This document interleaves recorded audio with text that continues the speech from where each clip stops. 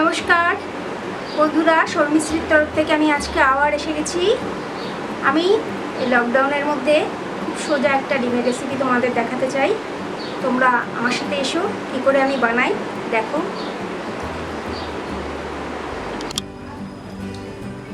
আমি এখানে 3টে ডিম নিয়েছি, তো 3টে ডিম দিয়ে আমি আজকে করব। রান্নাটা খুবই ভালো এবং একটু নতুন ধরনের। এটা আমি আগেও কয়েকবার করেছি, খুব ভালো রান্নাটা হয়, সকলে খুব খেয়ে ভালোও বলেছে। তো আজকে আমি আবার করছি, তোমরা এইভাবে করে দেখো। আমি এখানে 3টে ডিম নিয়েছি, তোমরা প্রয়োজন হলে কম বেশি করতে পারো।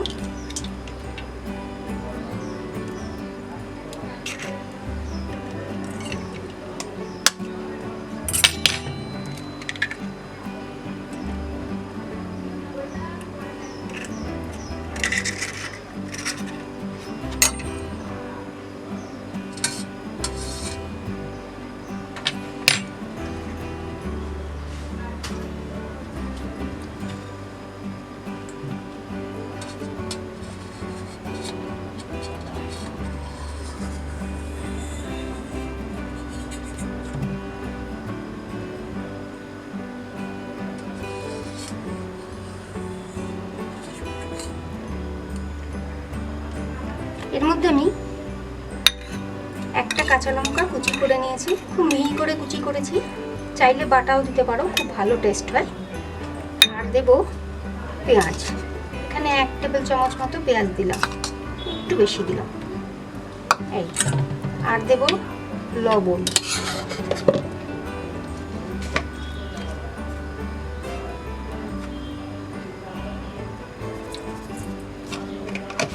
লবণ আমি এখানে 1/2 চা চামচ মতো দিলাম, তোমরা যেরকম প্রয়োজন মতো দেবে। আর যেটা দেব সেটা হচ্ছে বেসন।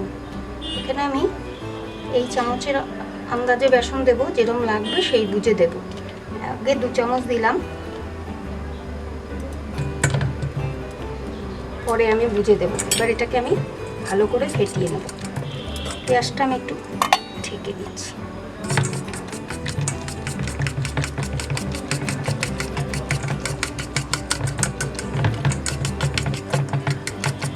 এর মধ্যে আমি একটু লঙ্কা গুঁড়ো দেবো, একটা কালার হওয়ার জন্য, খেতেও ভালো হয়। লঙ্কা গুঁড়ো তো টেস্ট আনে শুকনো লঙ্কার গুঁড়োতে। একটু সামান্য একটু হলুদ দেবো, সামান্য, এই 1 চিমটি মতো। এটাকে আমি গুলে নেব।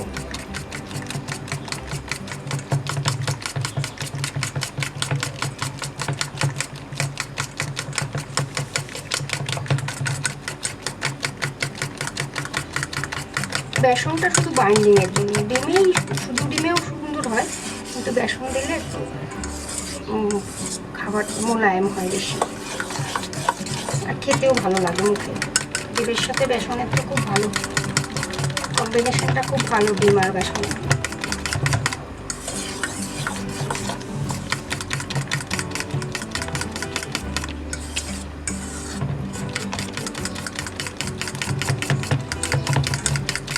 খুব ভালো করে একটু গুলে নিতে হবে।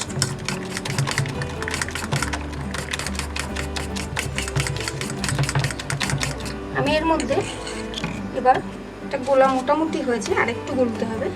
এখানে আমি 1/2 টেবিল চামচ, অর্থাৎ 1/2 টেবিল চামচ মতো একটু তেল দেবো।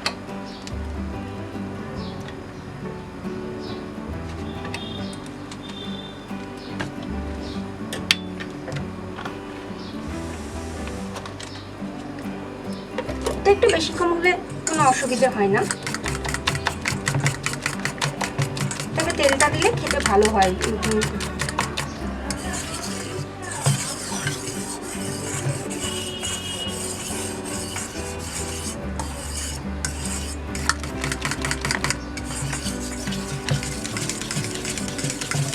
দেখো গোলাটা এরকম হয়েছে, পুরো বেসনের এগুলো গুলে গেছে।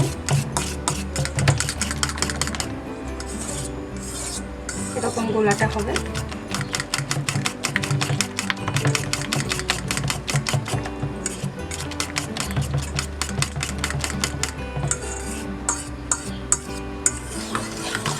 খুবই সোজা রান্না এবং খুব সহজে এটা করে ফেলা যায়। আর বাড়িতে এই সময় লকডাউনে সবাই ঘরে, নতুন নতুন খাবার কি ভাল লাগছে না, একই খাবার খেয়ে বাইরে বেরোনোও যাচ্ছে না, মন ভালো নেই, তো এই ধরনের খাবার করে ঘরে খাও, দেখবে খুব ভালো লাগবে। আর ডিম দিয়ে সহজ একদম এই ধরনের রেসিপি, এটা করে তোমরা অবশ্যই ট্রাই করো। আর যারা আমার চ্যানেলটা সাবস্ক্রাইব করোনি তোমরা কিন্তু অবশ্যই সাবস্ক্রাইব করে দিও।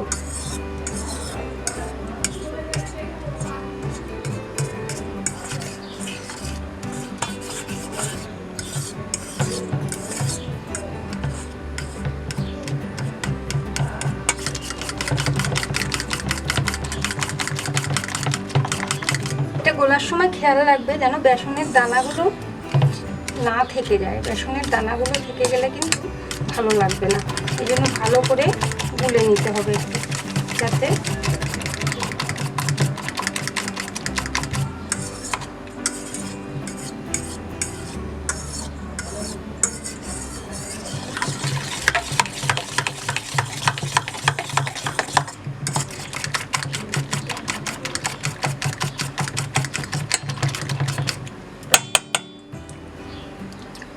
এইভাবে গোলাটা হয়ে যাবে। গোলাটা হয়ে গেলে পরে এবার আমি এখানে একটা টিফিন বাটি নিয়েছি, এইরকম মাপের নিয়েছি আমি। চাইলে তোমরা একটু ছোট বড় যেরকম খুশি নিতে পারো, যেমন তোমাদের মনে হবে। এর মধ্যে আমি একটু তেল দিয়েছি, এখানে আমি সর্ষের তেল ইউজ করেছি। এটা আমি হাতের সাহায্যে একটু মেখে দিচ্ছি। সর্ষের তেলটাকে একটু গায়ে ভালো করে এভাবে মেখে দিলাম। এভাবে মেখে দিলে এবার এই যে গোলাটা এখানে আমি ভালো করে একটু সর্ষের তেলটাকে মেখে দিই যাতে গায়ে লেগে না যায়, সেই জন্য এইভাবে দিলাম। এবার এটার মধ্যে আমি এই গোলাটাকে পুরো এভাবে ঢেলে দিলাম।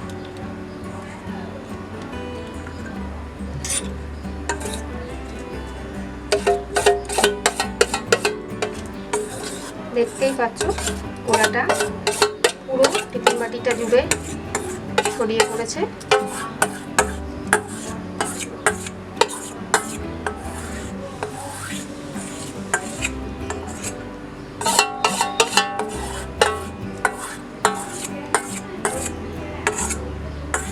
এইভাবে ছড়িয়ে দিলাম। এবার এটা আর কিছু করারই দরকার নেই, এইভাবে এবার এটাকে আমি জলে ভাপাবো। এর জন্য আমাকে একটা বড় পাত্রে জল বসিয়ে তাতে ভাপাবো। এবার আমি দেখো কি করে।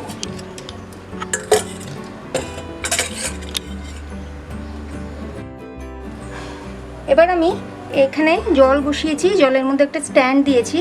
স্ট্যান্ডটা গরম হবে জলের মধ্যে, এবং স্ট্যান্ডের উপরে, স্ট্যান্ডটা কিন্তু জলের মাপ অনুযায়ী দিতে হবে, একদম জলে ভিজে থাকবে। এটা যদি জল থেকে উঠে থাকে হবে না, হ্যাঁ, তাহলে হবে না কিন্তু। তো আমি এবার এটার উপর এটা বসিয়ে দিলাম। এটা দিয়ে আমি একটু উপর দিয়ে একটা ঢাকা দিয়ে দিলাম। এভাবে 10 থেকে 15 মিনিট থাকলে পরে আমার ওটা ভাপে হয়ে যাবে। আমি গ্যাসটা কমিয়ে দিয়েছিলাম একটু, তো এখন আবার একটু বাড়িয়ে দেখে নিই এটা হয়েছে কি না।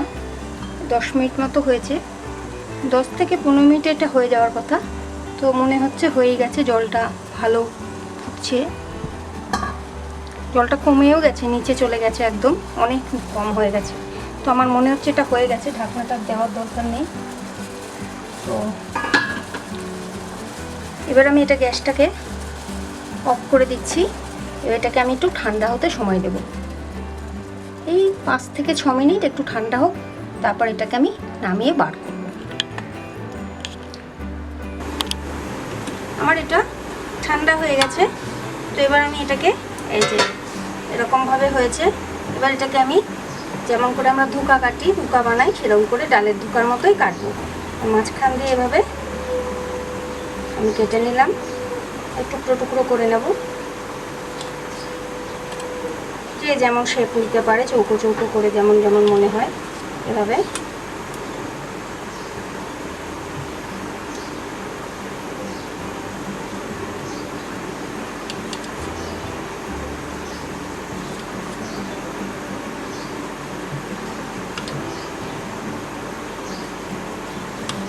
কেটে নিলাম, কেটে এগুলোকে আমি তুলে নেব।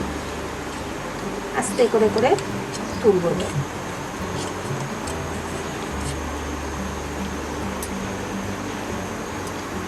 আমি একটা চামচ নিয়ে নিই, চামচের পেছন দিয়ে এগুলোকে এবার তুলে নেব।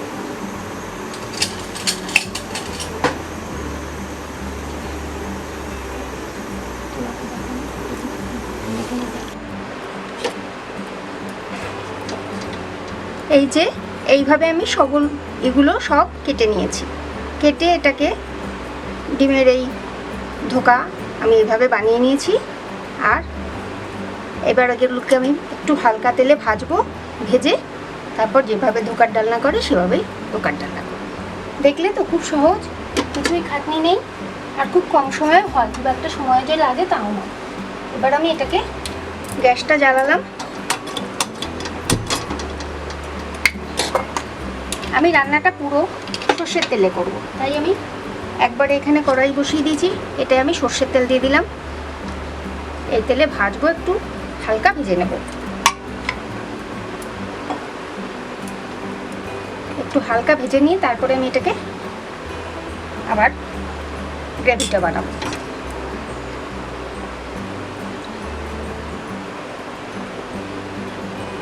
তেলটা একটু গরম হোক, ততক্ষণ আমি একটু গ্রেভির জন্য মশলাটা তৈরি করতে থাকি, কারণ মশলাটা একটু ভিজলে গ্রেভিটা ভালো হয়। আমি এখানে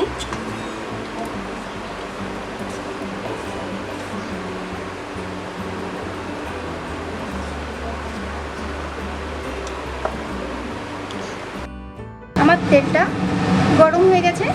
এবার আমি এগুলোকে একটু গরম তেলের মধ্যে একটু সাজিয়ে নেব। খুব ভালো ভাজার দরকার নেই, এগুলো না ভাজলেও হয়। ডিম তো, ডিম এমনি তো গ্রেভি বানালে ডিমের মধ্যে খুব একটা খারাপ লাগে না, কিন্তু তবু আমি একটু হালকা ভেজে নেব।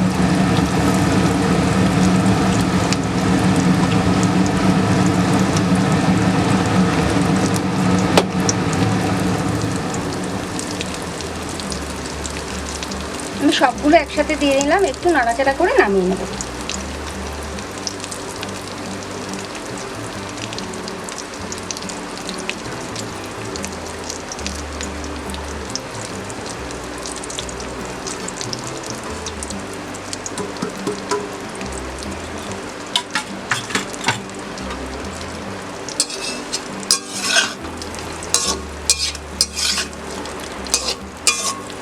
একটু আলগা হাতে করতে হবে, যাতে ভেঙে না যায়। ভেঙে যায় না যদিও, তবুও একটু আলগা হাতে করতে হবে।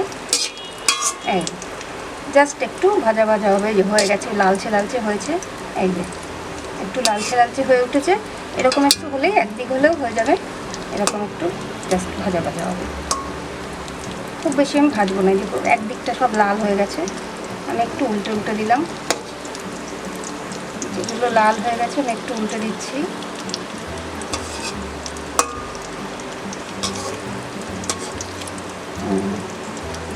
মোটামুটি সবগুলোই হয়ে গেছে দেখছি। তো আমি এবার এগুলোকে একটু নামিয়ে নেব।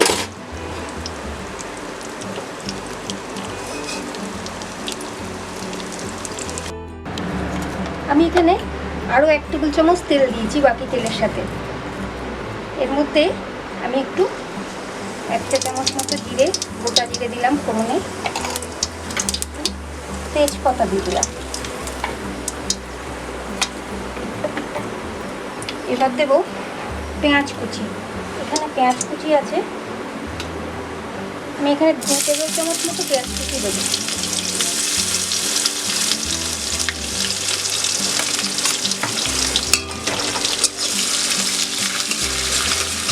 পেঁয়াজটা একটু ভাজা ভাজা হবে।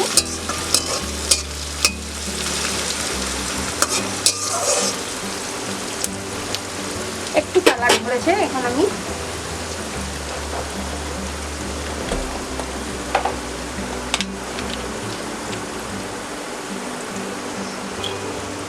এক চা চামচ মতো রসুন বাটা দিচ্ছি, আদা রসুন।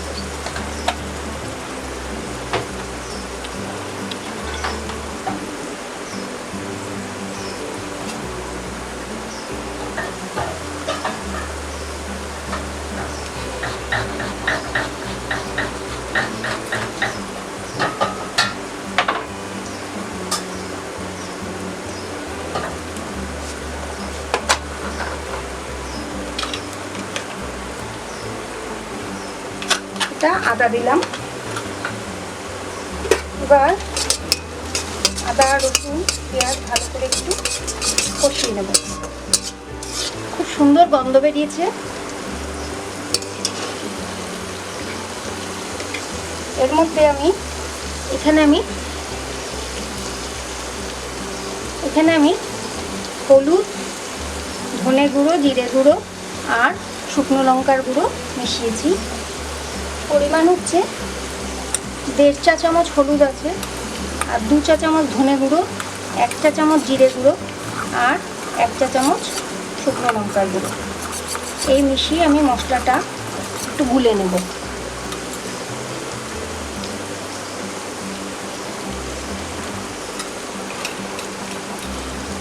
এভাবে গুলে নিলাম।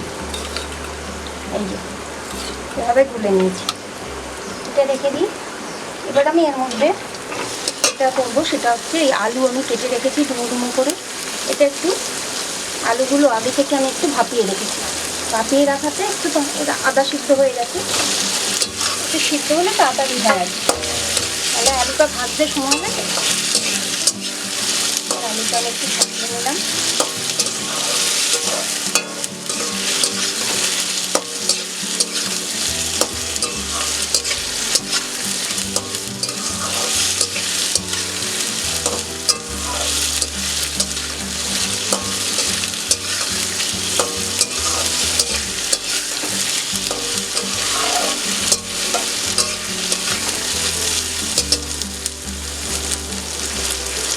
এখানে এই মশলাটা এবার আমি অ্যাড করছি।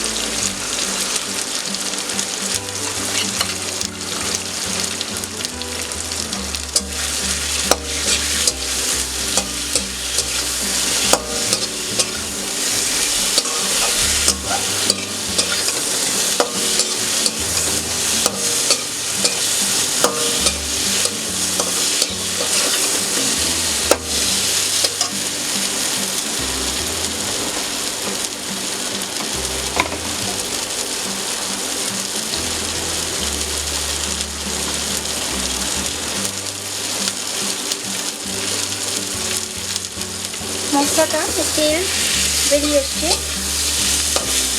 তার মানে মশলাটা কষানো হয়ে গেছে। এবার আমি একটু জল অ্যাড করি।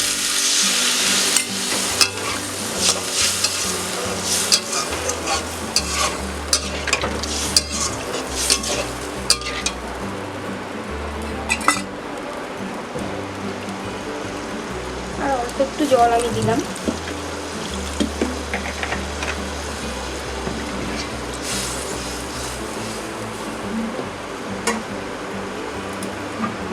এখানে আমি 2টো কাঁচা লঙ্কা অ্যাড করলাম।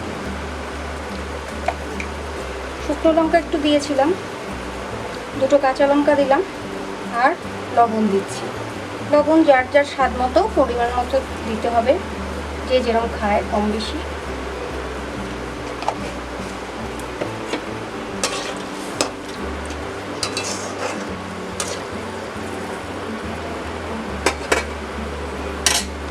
এবার এটা একটু ফুটবে এবং আলুটা সিদ্ধ হলে আমি ভেজে রাখা ধোকাগুলো এর মধ্যে দেব।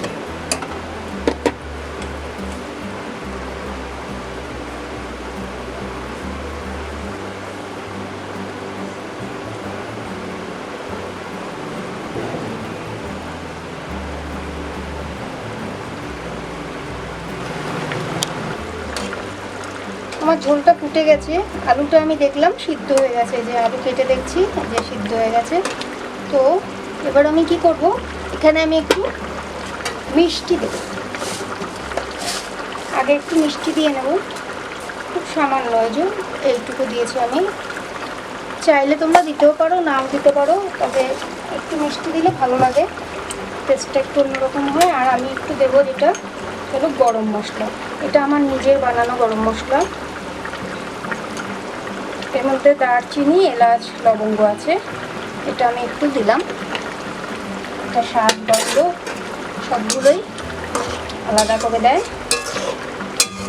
এবার আমি এই যে ডিমের ধোকাগুলো ভেজে রেখেছিলাম, এগুলোকে আমি এর মধ্যে দিয়ে দিচ্ছি।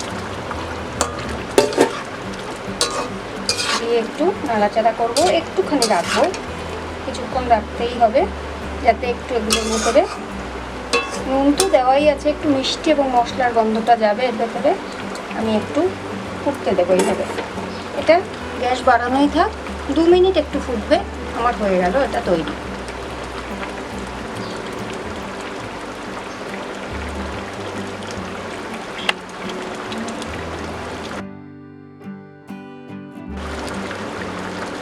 এটা আমার হয়ে গেছে, আমি গ্যাস অফ করে দিচ্ছি। তৈরি হয়ে গেছে, এবার নামিয়ে পরিবেশন করে। দেখো বন্ধুরা, হয়ে গেল কিন্তু আমার ডিমের ধোকার ডালনা। কি করে করেছি সে তো দেখেছো আমার সাথে। আর আমার এই রেসিপি যদি ভালো লাগে তাহলে অবশ্যই লাইক করো আর আমাকে সাবস্ক্রাইব করতে ভুলো না। অনেক অনেক ধন্যবাদ তোমাদের জন্য।